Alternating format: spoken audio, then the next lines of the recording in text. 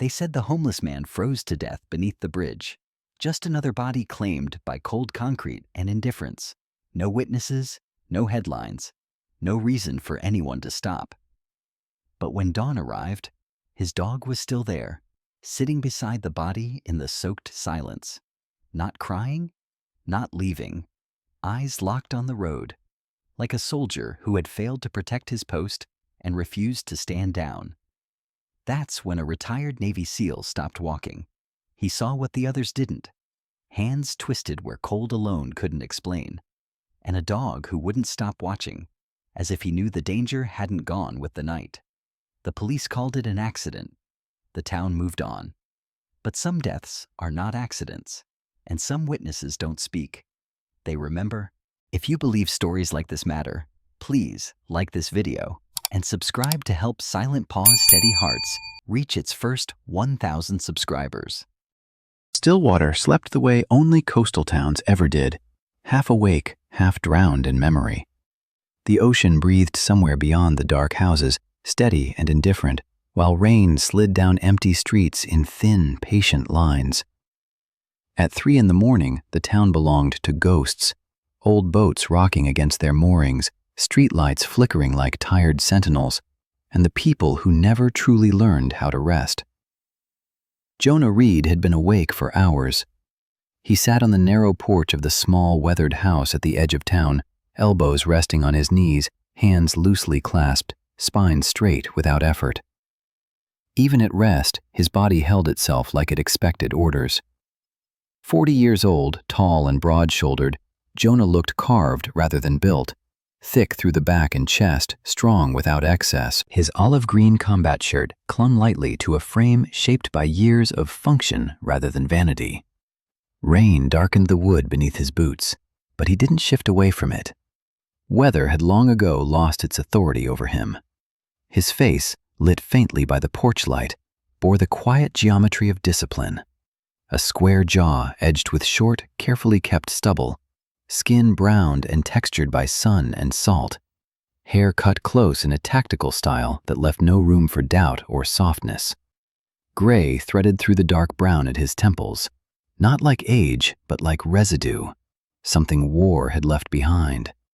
His eyes, a muted blue-gray, stayed fixed on nothing in particular, alert even in stillness, as if sleep were an enemy he refused to underestimate. Since leaving the teams, nights had become long negotiations with memory. Silence carried too much weight. Darkness offered too much space. That was when the sound came. It rose from somewhere below the old bridge near the harbor, a sound raw enough to slice through rain and distance alike. Not a whimper, not pain. It was a howl, deep and strained, drawn out as if dragged from the chest of something that understood fear but refused to surrender to it. Jonah stood instantly, the movement fluid and economical, as if his body had been waiting for permission. The howl came again, sharper now, threaded with urgency. His boots hit the wet pavement without hesitation as he moved toward the sound, rain soaking his shoulders, the night closing in around him like a held breath. The bridge loomed ahead, its concrete supports disappearing into shadow. Beneath it, the air smelled of rust, damp wood, and old water. Voices echoed faintly, young, careless, edged with laughter that carried no warmth. Jonah slowed as he reached the edge of the clearing beneath the bridge. Walter Hayes lay on the ground near one of the concrete pillars, his thin frame curled defensively, arms raised too late to stop the kicks landing against his ribs. He was in his 60s, gaunt in the way hunger makes permanent, his beard gray and uneven, rain plastering his worn jacket to a body long accustomed to cold. He had the look of a man who had learned not to expect help, only endure until the moment passed. In front of him stood the dog. Ash was a German shepherd, large but no longer young. His coat, black along the back with deep tan markings at the chest and legs, was slick with rain.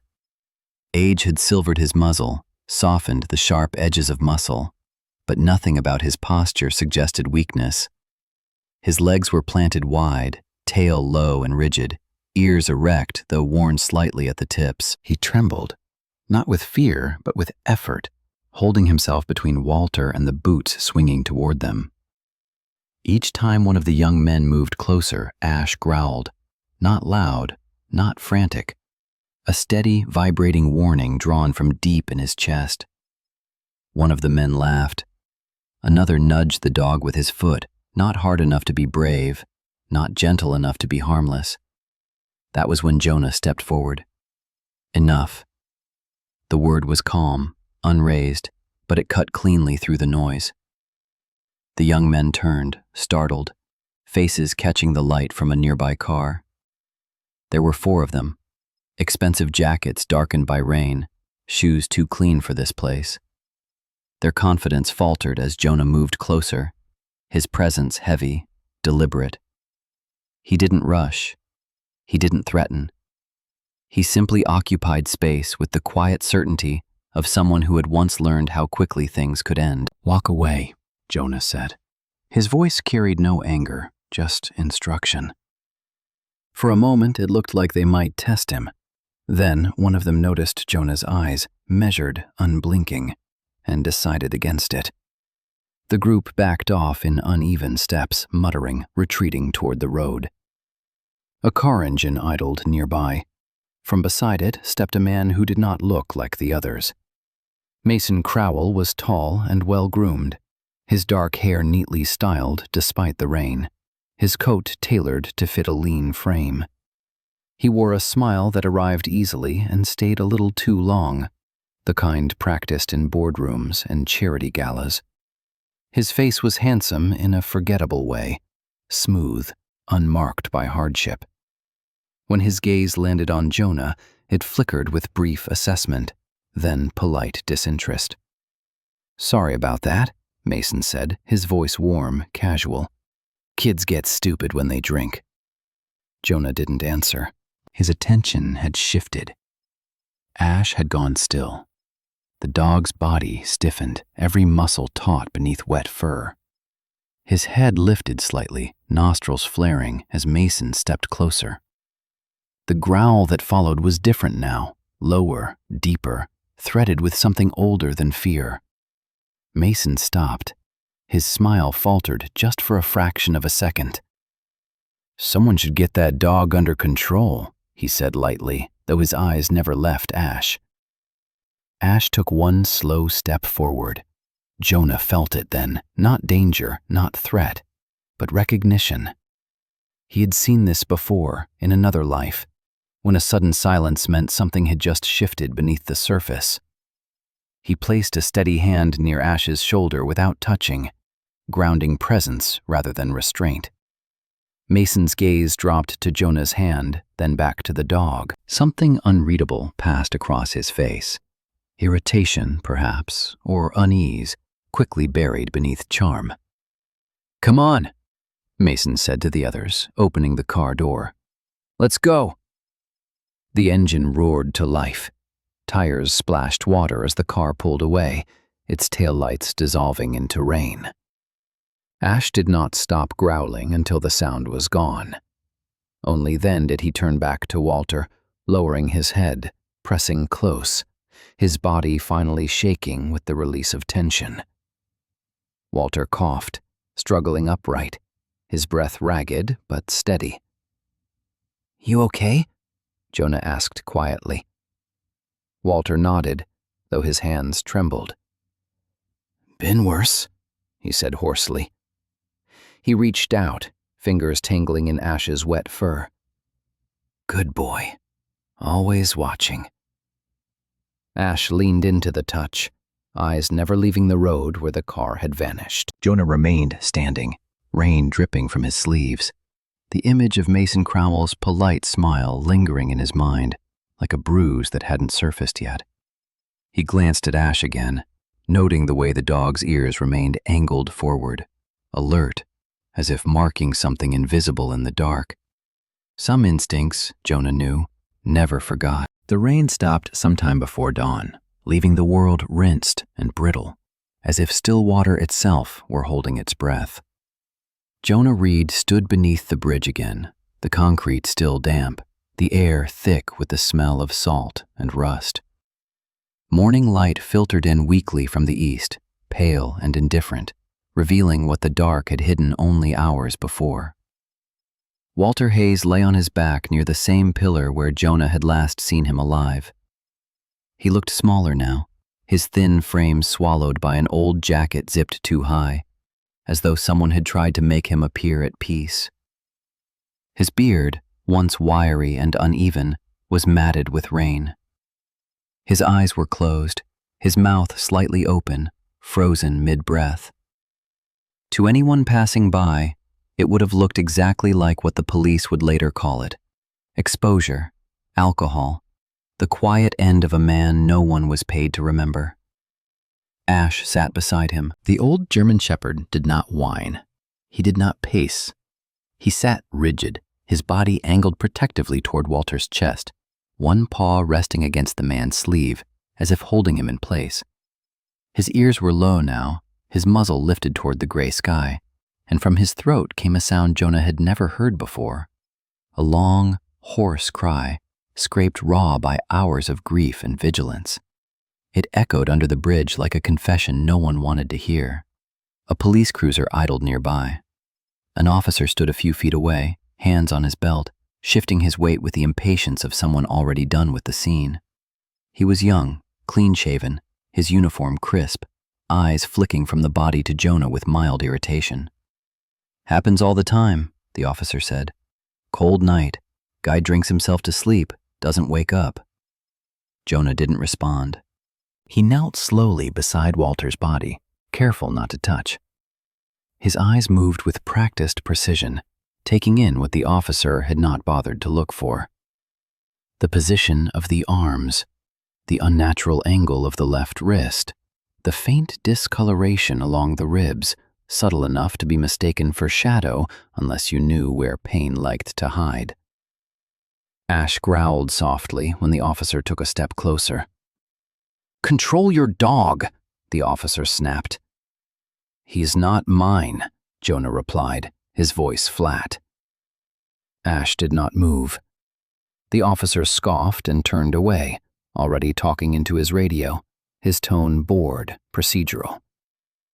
Jonah felt the familiar tightening in his chest, the old frustration, the kind that came from watching truth drown quietly while everyone pretended not to see the water rising.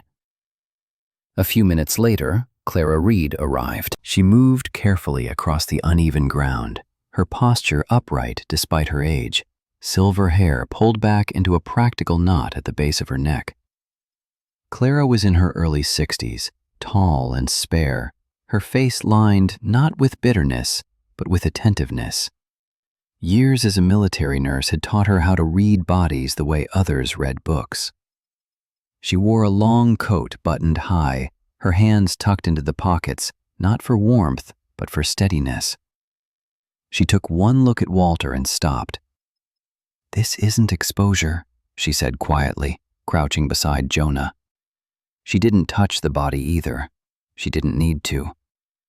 "Look at his hands." Jonah nodded. "Left wrist was twisted," Clara continued. "Not broken, twisted. Someone restrained him." Ash let out another low sound, as if agreeing. Clara's eyes softened when she looked at the dog. "He stayed," she said, "all night." Jonah followed her gaze. Ash's eyes were glassy, red-rimmed, fixed on nothing and everything at once. He had not left Walter's side even when the rain returned in sheets. Jonah knew that kind of loyalty, the kind that ignored pain because leaving was worse. They left the bridge only when the coroner arrived. Jonah walked ahead, Ash following close behind, never once looking back. Later that afternoon, Clara brewed coffee that went untouched. The house smelled faintly of antiseptic and old books. Ash lay on the floor near the door, his body slack with exhaustion, but his ears twitched at every sound outside. Jonah sat at the kitchen table, hands wrapped loosely around the mug, staring at the surface as if answers might rise from it. "He saw something," Jonah said at last. Clara didn't ask how he knew. She had learned long ago not to interrupt the quiet conclusions Jonah arrived at on his own. Walter wasn't stupid, Jonah continued. He knew when to keep his head down. If he broke that rule, it was because he thought staying quiet was worse. Clara nodded slowly. You think it was that man? The one the dog reacted to? Mason Crowell, Jonah said. The name felt heavier, spoken aloud. Ash stirred at the sound. His head lifted, ears angling forward, a faint growl rumbling before Jonah could stop himself from noticing. That was the moment. The sound was barely there, more vibration than noise, but it cut through Jonah like a wire pulled tight. Ash's reaction wasn't fear, it wasn't aggression, it was recognition. Jonah felt the room shift, the way it did when a pattern finally aligned. He remembered Mason's smile beneath the bridge, the way it had faltered for half a second when Ash stepped forward. He remembered the irritation behind Mason's eyes when he spoke about control. Somewhere in his chest, something cold and precise settled into place. That evening, Jonah walked the length of the harbor with Ash at his side. The dog moved slowly, favoring his back leg, his age catching up with him now that adrenaline no longer carried him. Jonah adjusted his pace without thinking, matching the dog's rhythm. They passed shuttered shops, rusted boats, vacant lots marked for development. Jonah noticed the signs now, small metal stakes driven into the ground, survey flags fluttering weakly in the breeze. Progress, someone would call it. Opportunity. Ash stopped abruptly near an empty warehouse by the water. The building was old, its corrugated metal sides stained with rust, its doors chained shut.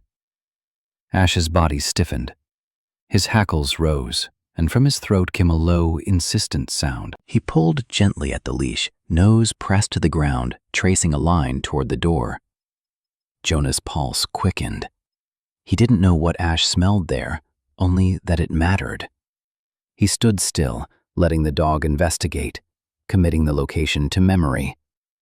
Walter had seen something tied to this place, perhaps. Something tied to land, to money, to men who preferred problems to disappear quietly. Ash finally turned back, looking up at Jonah with eyes dark and intent, as if asking a question only Jonah could answer. Jonah didn't speak. He didn't need to. Eli Hayes vanished the same way his uncle had lived, quietly, without witnesses, leaving behind only questions no one seemed eager to answer. By the second night after Walter's death, the police had stopped asking. They chalked it up to panic, to a frightened child running from grief, to the endless explanations that required no follow-up. Stillwater had a way of swallowing children like Eli. The town called it drifting. Jonah Reed called it abandonment with better manners. He walked the harbor again as dusk settled, Ash moving beside him, slower now but purposeful. The dog's age showed more clearly without Walter's presence to anchor him. His steps were careful, his breathing shallow, yet his attention never wavered. His eyes scanned doorways, alleys, the narrow spaces between buildings where fear liked to hide. "You'll know before I do," Jonah murmured, more observation than hope. Ash's ears flicked, but he did not look back. They found the warehouse just as the sun slipped behind the water, turning the sky the color of bruised steel. It was the same structure Ash had reacted to earlier that day, old, abandoned, its metal skin pitted with rust, its windows broken and dark. Jonah slowed, senses sharpening, the old reflexes rising uninvited. Ash stopped. Not abruptly this time, but with deliberation. He sniffed the air, then moved toward a narrow gap where one of the side doors hung crooked, barely wide enough for a child to slip through. Jonah crouched, peering inside. The smell hit him first, dust, mildew, old oil, and beneath it, something warmer. Human. "Eli," Jonah called softly, keeping his voice low, unthreatening. "It's just me." No answer. Ash slipped through the gap without hesitation. Inside, the warehouse swallowed sound. Jonah followed, boots crunching lightly over broken glass and gravel. The space opened up into shadowed vastness, moonlight filtering through holes in the roof. And there, near the back wall, curled between a stack of old pallets and a torn tarp, was the boy. Eli Hayes was small for his age, all sharp angles and defensive posture. He couldn't have been more than 10 or 11. His hair, a light brown gone almost blonde at the tips, hung in uneven clumps over his forehead. Dirt streaked his cheeks, making his skin look paler than it was. He wore an oversized hoodie several sizes too big, sleeves pulled down over his hands, as if trying to disappear inside himself. Ash was already with him. The dog lowered himself beside the boy, his large body forming a curved barrier. Eli's hand was buried in Ash's neck fur, fingers clenched tight, knuckles white. His eyes lifted briefly toward Jonah, wide, guarded, dark with a fear sharpened by loss, before dropping again. "Go away," Eli said. His voice cracked halfway through the sentence, then hardened, as if daring Jonah to challenge it. "You're not taking him." Jonah stopped a few feet away and sat down on the concrete, slow and deliberate, making himself smaller without meaning to. He rested his forearms on his knees, palms open, empty. "I'm not here to take anyone," he said. "I just want to make sure you're safe." Eli's jaw tightened. "Everyone says that." Jonah nodded once. He didn't argue. He knew better. Minutes passed in silence, broken only by the distant creak of metal and the steady rhythm of Ash's breathing. The dog shifted occasionally, adjusting his weight to keep contact with the boy, his tail giving a faint, reassuring thump against the floor. Jonah watched, something heavy settling in his chest. He had seen fear like this before, in villages overseas, in children who learned too early that survival depended on choosing who not to trust. "What did Walter tell you?"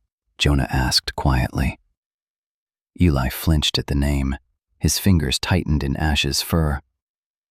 He said if anything happened, I should stay with Ash," the boy whispered. "That Ash would know where to go." Ash's head lifted slightly, as if hearing his own name spoken with reverence. Jonah felt the weight of that settle in. Walter hadn't just left a dog behind. He had left instructions, a contingency. Trust placed not in systems or people, but in instinct. "Do you trust him?" Jonah asked, nodding toward Ash. Eli didn't hesitate. "Yes." Jonah leaned back against a support beam, rainwater seeping into his shirt. "Then that's good enough for me." The boy frowned, confused. You're not calling the cops?" "No." "Why?" Jonah considered the question, then answered honestly. "Because they won't help, and because you don't want them to." Eli studied him again, more carefully this time. His gaze lingered on Jonah's posture, the scars faintly visible along his forearms, the way he didn't crowd or rush or demand. Still, the boy said nothing. It was Ash who changed everything. The dog shifted away from Eli just slightly and stood. He took 2 slow steps toward Jonah, then stopped. His old joints protested, but he ignored them. He turned in a small circle and sat, right beside Jonah's knee.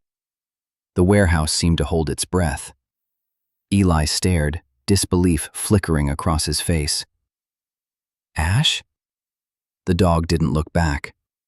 Ash's body leaned subtly against Jonah's leg, his weight solid, intentional. His eyes lifted to meet Jonah's, dark and knowing, as if completing a thought neither of them had spoken aloud. Jonah didn't move. He didn't reach out. He let the choice stand as it was. Something in Eli's expression shifted then. Not trust, not yet, but the first crack in the wall where it might someday grow. The boy swallowed, his shoulders sagging as exhaustion overtook defiance. "He never does that," Eli said quietly. "He doesn't sit with strangers." Jonah kept his voice low. "Maybe I won't be one forever." They left the warehouse together an hour later. The walk back was slow. Eli stayed close to Ash, but he no longer flinched when Jonah matched their pace. The sky had darkened fully now, stars faint behind drifting clouds. Stillwater looked different at night, when you walked it with someone who had nowhere else to go. Clara was waiting on the porch when they arrived. She rose as they approached, her face lined with concern that softened into relief when she saw Eli. Up close, she looked exactly as she was, tall, composed, silver-haired, her eyes sharp with intelligence and kindness earned the hard way. "You must be Eli," she said gently. The boy hesitated, then nodded. "I'm Clara," she said. "You're welcome here." Ash climbed the porch steps first, as if testing the ground. He paused, glanced back once at Eli, then continued inside. The invitation had been issued. Eli followed. Jonah lingered a moment longer outside, listening to the sounds of movement inside the house, the low murmur of Clara's voice, the faint scrape of a chair. Ash's collar jingled softly, a sound Jonah hadn't realized he'd been waiting for. He looked up at the night sky, rain-scented and wide, and felt something unfamiliar stir beneath the weight of grief and duty. Not hope, but possibility. The house had grown quieter since Eli arrived. Not empty, never that, but careful, as if the walls themselves were learning how to hold grief without cracking. Morning light crept through the thin curtains, catching dust motes in the air. Clara moved softly through the kitchen, preparing breakfast she knew might go untouched. Eli sat at the table, shoulders hunched, hands wrapped around a mug he hadn't sipped from, eyes following Ash wherever the dog went. Ash, for his part, seemed restless in a new way. He paced the length of the living room, nails clicking against the floor, pausing at the front door every few minutes as if listening to something no one else could hear. His body was slower now, stiff from age and exhaustion, but his attention was sharp, focused outward. Jonah watched him from the doorway, arms crossed, his mind working through possibilities. "This isn't grief," Jonah said quietly to Clara. "This is searching." Clara glanced at Ash, then back at Jonah. "Searching for what?" Jonah didn't answer. He waited. By mid-morning, Ash made the choice for them. The dog stopped pacing and stood still, head angled toward the harbor. His ears lifted, his tail stiffened, and without looking back, he moved to Jonah's side and waited. It wasn't urgency. It was certainty. Jonah grabbed his jacket. They started with the warehouse. Ash led them there without hesitation, pulling gently on the leash, nose close to the ground. The building looked even more desolate in daylight, its rusted metal walls streaked with salt and time. Jonah circled it slowly, eyes tracking the dog's movements. Ash lingered near the locked doors, then moved away, dissatisfied, as if whatever scent he had been following did not end here. From there, Ash took them to an empty lot a mile inland. The ground was flat, scraped bare, marked with bright survey flags that fluttered uselessly in the breeze. A faded sign near the road read, "Future Site of Harborview Residences." Ash stopped at the edge of the lot and growled low, his hackles rising. Jonah scanned the space, his jaw tightening. "This land was occupied," Jonah muttered, "recently." Ash's nose pressed into the dirt, tracing a slow arc, then stopping near a shallow depression. Jonah crouched, touching the soil. It was loose, disturbed, as if something or someone had been moved. They walked 3 more sites that day: a strip of overgrown waterfront, a parking lot slated for expansion, another warehouse, smaller, farther from town. Each time, Ash reacted the same way, uneasy, alert, drawn to places that shared nothing obvious except abandonment. By the time the sun dipped low, Jonah's mind had begun to draw lines between points. Instinct alone wasn't enough, he knew that. Instinct without proof was just a story people told themselves to feel less helpless. What he needed was something solid: records, names, dates. That night, Jonah sat at the small desk in the spare room, Eli asleep on the couch with Ash curled protectively at his feet. Jonah spread documents across the surface: public land records, zoning changes, archived news clippings printed from a library database. His eyes moved quickly, efficiently, years of intelligence work surfacing without effort. Patterns emerged. Ownership transfers clustered in time. Accidents reported and quietly closed. Names repeating in fine print. One name more than the others. Crowell Development Group. Jonah leaned back, exhaling slowly. He could feel the old instinct rising, the part of him trained to act first and justify later. He pushed it down. This wasn't a battlefield. This was a town that would eat him alive if he moved without cover. He needed someone who already knew the system and had been burned by it.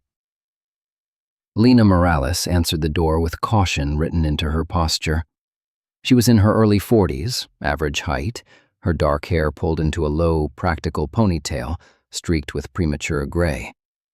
Her skin was olive-toned, her face sharp with intelligence and fatigue. She wore jeans and a faded jacket that had once been professional, her expression guarded in the way of someone who had learned the cost of asking the wrong questions. "Yes," she said, eyes flicking briefly to Ash, then back to Jonah. "I'm looking for Lena Morales," Jonah said. "You found her." "Who's asking?" Jonah gave his name and waited for recognition. It didn't come. "I'm not here for a story," Jonah said. "I'm here because you tried to write one. About the Crowells." Something hardened behind her eyes. "That was a long time ago," Lena said. "And it didn't end well." "Walter Hayes is dead," Jonah replied.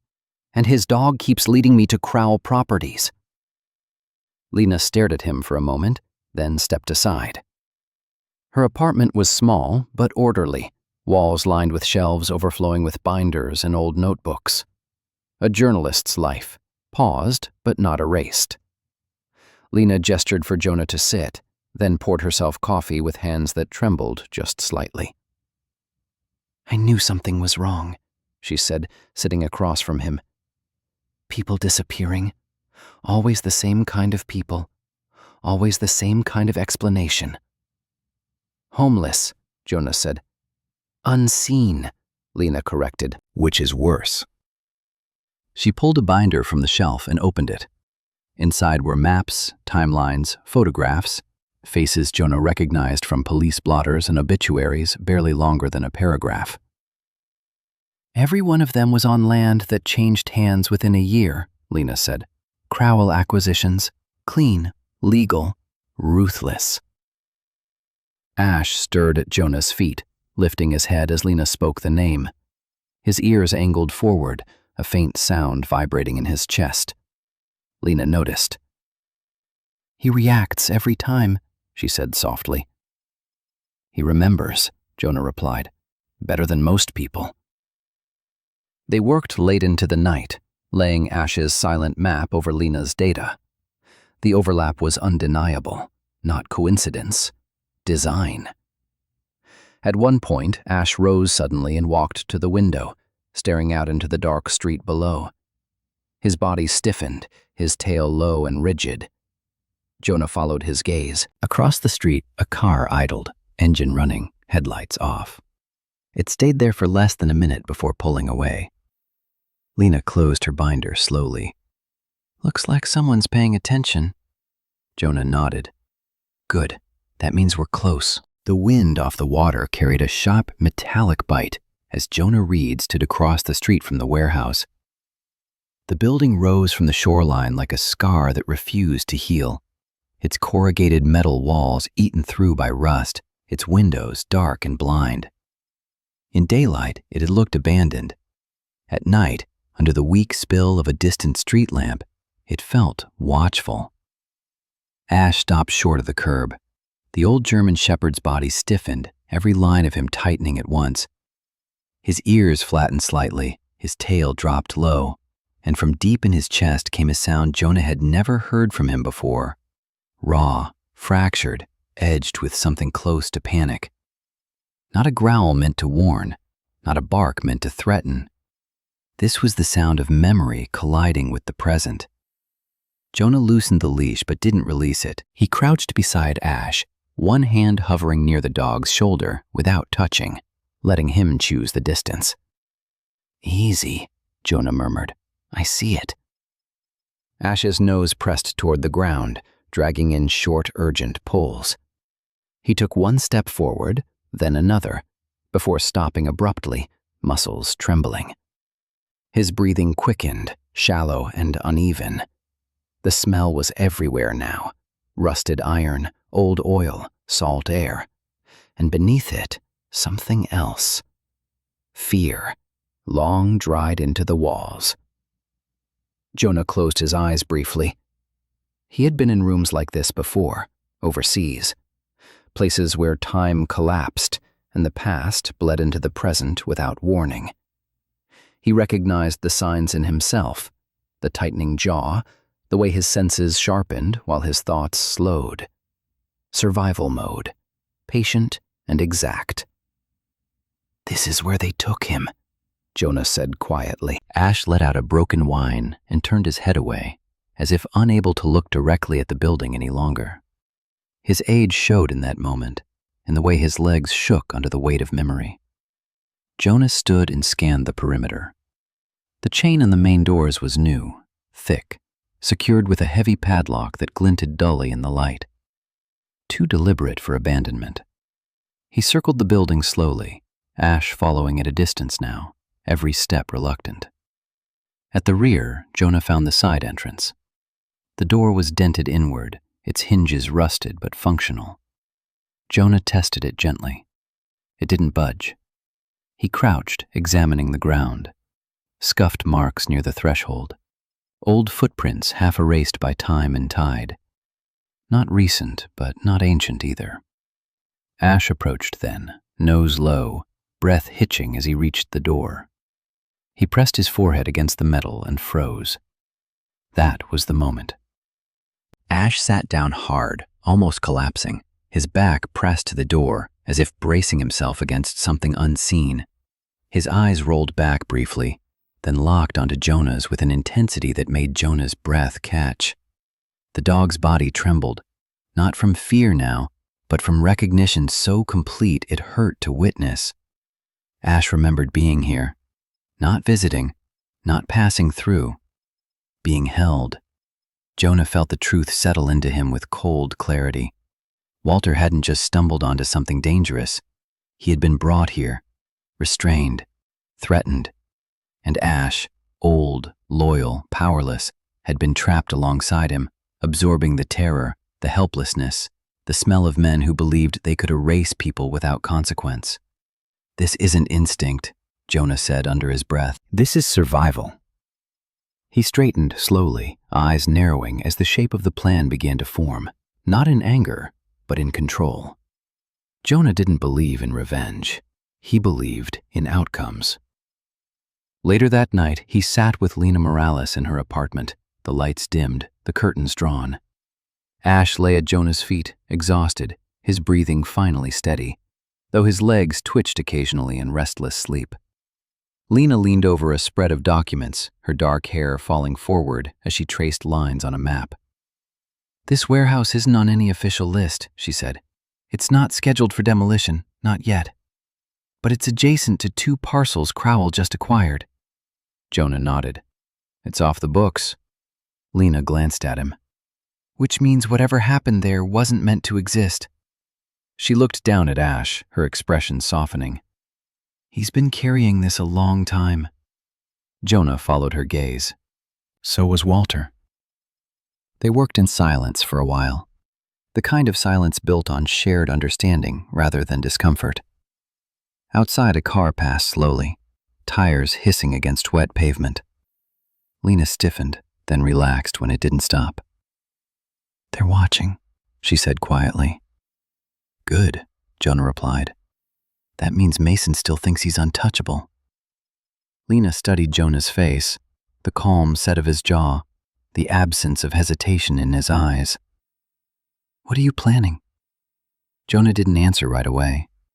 He thought of Eli sleeping at Clara's house, Ash curled at his feet like a sentinel. He thought of Walter's hands, twisted at an angle no accident could explain. "I'm not going after him," Jonah said finally. "Not the way he expects." Lena frowned. "You mean legally?" Jonah shook his head. "I mean psychologically." He leaned forward, lowering his voice. "Men like Mason Crowell don't confess because they're afraid. They confess because they're comfortable, because they believe the room belongs to them." Lena's eyes sharpened. "You're going to make him feel safe." Jonah nodded once. "Safe enough to talk."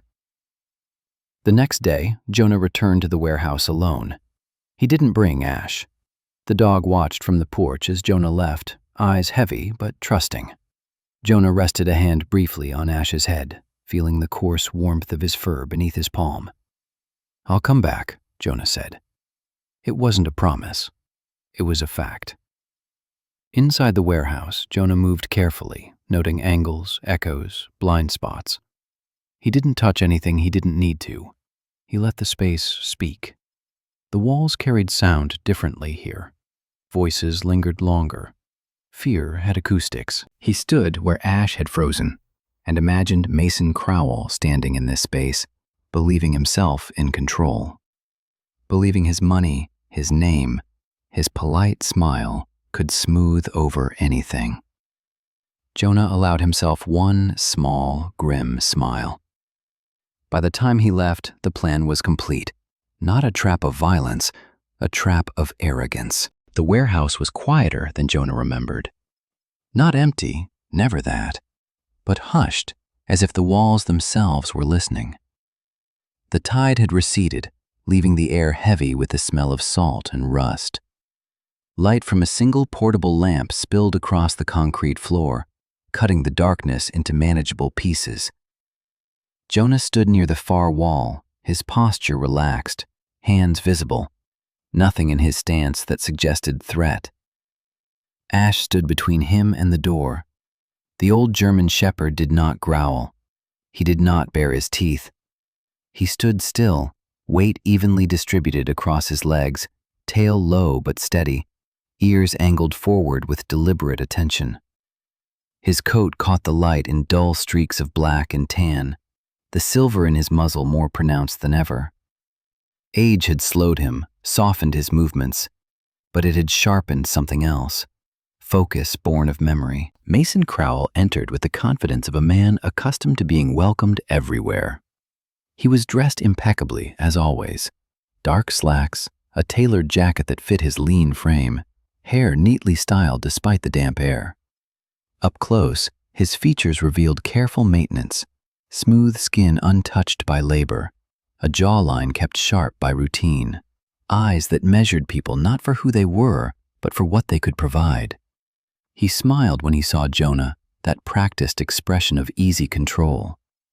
"You chose an interesting meeting place," Mason said, glancing around. "A little dramatic." Jonah didn't respond. Mason's gaze shifted, landing on Ash. The smile faltered for just a fraction of a second before returning, thinner this time. His shoulders tensed, though he tried to disguise it by adjusting his cuffs. "That dog again," Mason said lightly. "You really should keep him on a leash." Ash did not move. Jonah stepped slightly to the side, not blocking Mason's exit, not challenging him. He gestured toward the center of the warehouse. "You said you wanted to talk." Mason laughed softly and walked forward, his shoes echoing against the concrete. "I said I was curious," he corrected, "about why a retired soldier thinks he can accuse me of anything." He stopped when Ash shifted. It was subtle, a single step forward, deliberate, measured.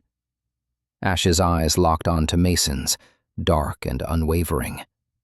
The dog's breathing slowed, deep and controlled, the way it had when he stood guard over Walter, the way it had when fear was something to be managed, not expressed. Mason froze. The air thickened, pressing in on them. Mason swallowed, his throat working visibly. "Call him off," he said, the first edge of irritation creeping into his voice. "He's not attacking you," Jonah replied calmly. "He's just remembering." Mason scoffed, but the sound rang hollow. He looked away, then back again, as if expecting Ash to have moved. He hadn't.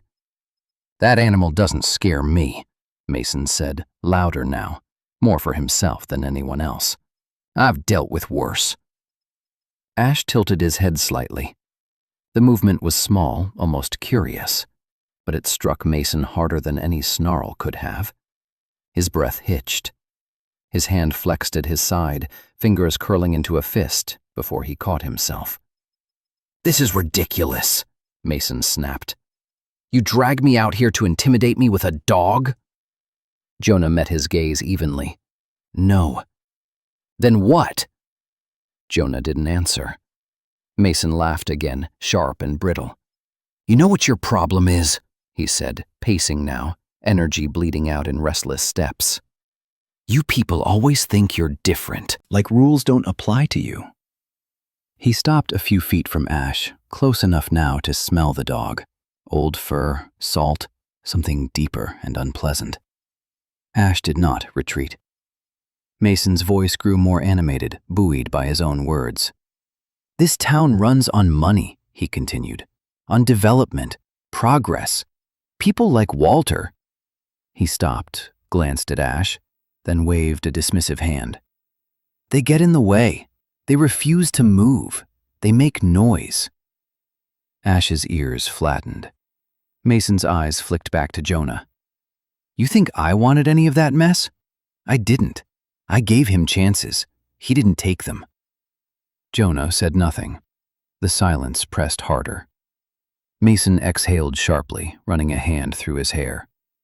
"Do you have any idea how many problems go away if people just stop being sentimental?" he asked, his tone slipping into something dangerously casual. "A shove here? A locked door there? Fear does the rest." Ash took another step forward. Mason stumbled back instinctively, catching himself on a rusted pillar. His chest rose and fell rapidly now, breath shallow. He laughed again, too loud, too fast. "Jesus," he muttered, "it's just a dog." But his eyes never left Ash's. "They never fight back," Mason continued, words tumbling now, momentum building. "That's the thing. They think no one's watching. They think no one will care." Ash's gaze did not waver. Mason's voice cracked. "He talked too much," he said suddenly. "Walter. He thought he could go to the papers, to the police, like anyone would listen." Jonah felt the shift then, the moment Mason crossed a line he could not see. "People like him disappear every day," Mason said, bitterness creeping in. "I just made sure it happened quietly." The words hung in the air, ugly and exposed. Ash growled. Not loud, not threatening, but deep, vibrating, as if echoing something buried in the walls themselves. Mason flinched violently, hands flying up in a defensive reflex he could not control. "Stop it!" he shouted, backing away. "Get him away from me!" Jonah didn't move. Mason's breath came in ragged gasps now. "I didn't kill anyone," he insisted, panic edging his voice. I didn't stop it." He laughed weakly. "That's not a crime, is it?" Jonah's eyes were cold. "Keep talking." Mason dragged a hand down his face, sweat beading along his hairline. "It's always the same," he said, voice hollow. "You make it uncomfortable. You make them scared. They move on their own." Ash stood firm, his presence an immovable weight. The recording device in Jonah's pocket blinked softly. Minutes later, Mason slumped against the pillar, deflated, words spent. He looked small then, stripped of polish and pretense. Just another man who had believed his power made him invisible. Jonah stepped back. Ash relaxed slightly, the tension draining from his body as if a long-held breath had finally been released. The evidence was sent that night, not to the local police, not to anyone who might stall or bury it. Jonah transmitted the files directly to federal investigators, attaching Lena's documentation, the land records, the timelines. The truth moved faster than money ever could. The arrest did not come with sirens. There were no crowds gathered outside the courthouse, no cameras flashing, no urgent voices narrating the fall of a man who had once believed himself untouchable. Mason Crowell was taken quietly, escorted through a side entrance by men in plain clothes who did not look impressed by wealth or reputation. His name appeared briefly in the news, just long enough to confirm what most people in Stillwater pretended not to care about, before attention moved on to safer subjects. The Crowell empire did not collapse with noise. It folded inward, contracts dissolving, properties frozen, money rerouted into evidence files and court documents. Signs were taken down, offices emptied. Silence did the work that outrage never could. Jonah Reed watched it all from a distance. He stood on Clara's porch one morning, hands wrapped around a chipped mug of coffee, the air cool with a promise of spring. The ocean beyond the houses looked calmer now, its surface smooth and patient. He felt no triumph, no satisfaction, only a quiet settling, like a long-held tension finally easing its grip. Ash lay stretched out on the porch boards near Jonah's feet. The old German shepherd had not moved much in 2 days. His body rose and fell steadily, but his energy was gone, spent in a way that had nothing to do with illness. His coat looked duller now, the black and tan muted by exhaustion. The silver in his muzzle caught the sunlight, making him look older than ever. His eyes, when they opened, were soft and unfocused, as if the world had finally stopped demanding things of him. Clara stepped outside, pulling her cardigan tighter around her shoulders. She knelt beside Ash, careful and practiced, her fingers pressing gently along his ribs, checking his breathing, his pulse. "He's not hurt," she said quietly. "He's just finished." Jonah nodded. He had known the moment Ash lay down and didn't rise again on his own. Some tasks, once completed, left nothing behind to fuel urgency.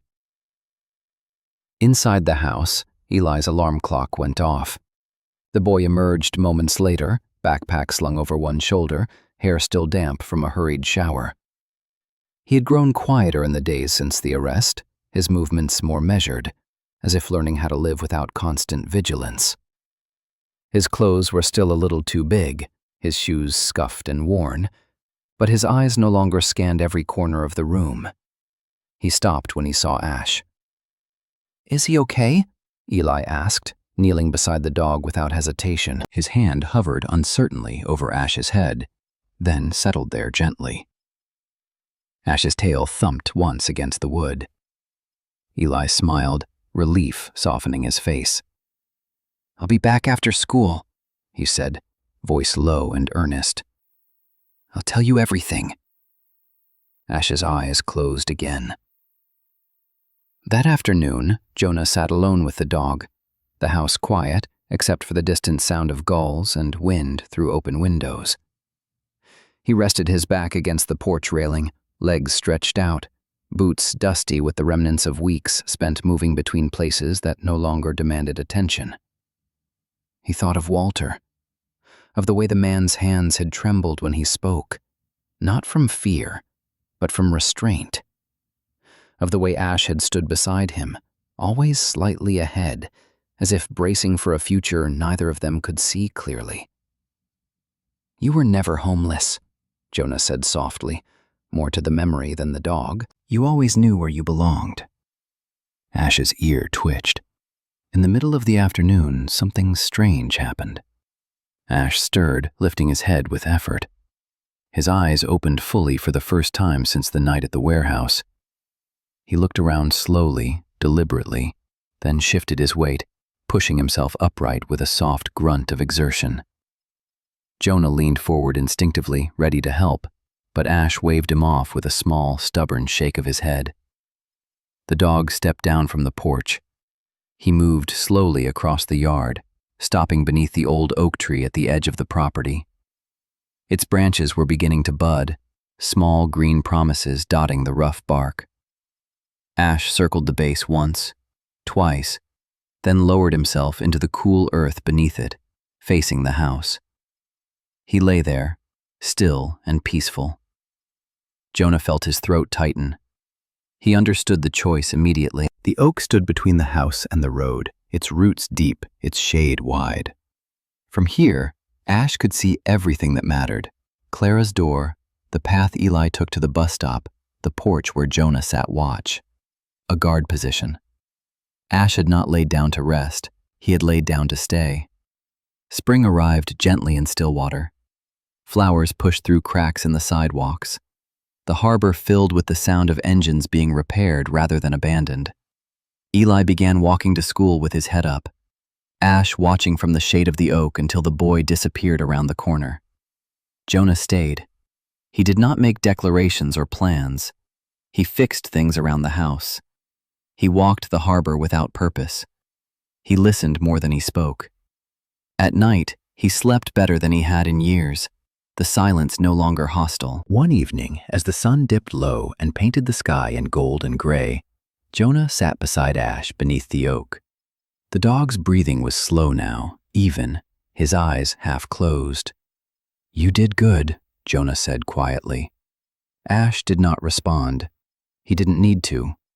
Somewhere inside Jonah, a truth settled with quiet certainty. Not all soldiers wore uniforms, and not all witnesses needed voices. Some stood watch until the world finally caught up to what they had known all along. The night deepened. Stars appeared, one by one. Ash slept, and Jonah stayed. Sometimes, miracles do not arrive as thunder or fire. They come quietly, through a loyal heart, through an animal that cannot speak, through a moment when truth refuses to stay buried. Ash did not change the world with power or words. He simply stood where he was meant to stand, and in doing so, he reminded us of something ancient and holy, that God often works through the smallest witnesses, that justice can rise from silence, that love does not need a voice to be heard. In our daily lives, we may never face crimes this dark or moments this dramatic, but every day we are given smaller choices: to stay, to care, to protect, to notice those the world walks past. And sometimes, those choices are the quiet miracles God places in our hands. If this story moved you, let it move you beyond the screen. Share it with someone who needs hope. Leave a comment and tell us what part touched your heart.